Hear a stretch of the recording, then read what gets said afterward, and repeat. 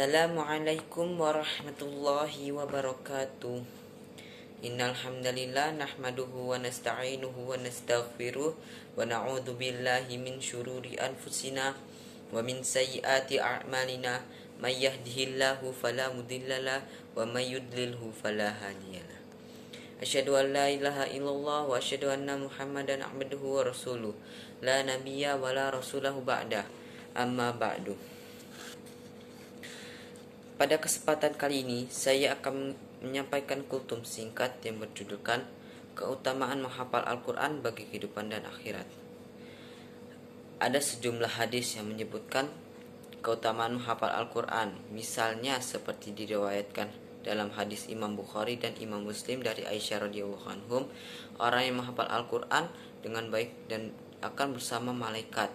Sementara yang menghafal dan membacanya terbata-bata juga akan mendapatkan pahala. Dalam Quran surat Al-Hijr ayat 9, Allah Subhanahu wa taala berfirman mengenai keutamaan menjaga kemurnian Al-Quran. Dengan begitu tidak akan ada lagi pemalsuan, perubahan dan pergantian yang terjadi pada kitab-kitab terdahulu.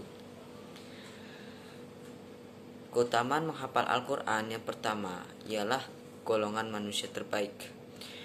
Berdasarkan hadis riwayat Bukhari dari Utsman, Nabi Muhammad SAW bersabda, sebaik-baiknya manusia di antara kamu adalah yang mempelajari Al-Quran dan mengamalkannya. Dari hadis tersebut diketahui bahwa Al-Quran mengandung kebaikan bagi umat Islam. Dengan membaca, menghafal, dan memahami ayatnya, Allah akan menimpahkan rahmat dan kasih sayangnya. Selain itu, hadis riwayat Bukhari dan Muslim menjelaskan mengenai janji Allah kepada penghafal Al-Quran, yakni akan bersama para malaikat dan juga mendapatkan pahala meski terbata-bata. Yang kedua, mendapatkan syafaat. Menjadi penghafal Al-Quran juga memberi keutamaan di akhirat, sebab dalam hadis riwayat Muslim, Rasulullah SAW bersabda, Al-Quran bisa memberikan syafaat atau pertolongan kepada pemiliknya. Bacalah Al-Quran, maka sesungguhnya ia akan datang pada hari kiamat nanti sebagai pemberi syafaat pemiliknya. Yang ketiga, pahala berlipat ganda. Membaca Al-Quran merupakan salah satu bentuk ibadah kepada Allah Subhanahu wa taala. Namun, dalam ibadah ini Allah berjanji akan melipatkan ganda pahala menjadi 10 kali lipat. Dalam hadis riwayat Tirmizi, Rasulullah SAW bersabda, barang siapa yang baca satu huruf dari Al-Quran, maka baginya 10 pahala, dilipatkan ganda menjadi 10 kali lipat. Dan aku tidak mengatakan alif lam itu satu huruf, melainkan alif satu huruf, lam satu huruf, dan mim satu huruf tersendiri. Keempat, keinginan terkabulkan Allah Subhanahu wa taala. Keutamaan menghafal Al-Quran yang lain adalah dikabulkan keinginannya oleh Subhanahu wa taala.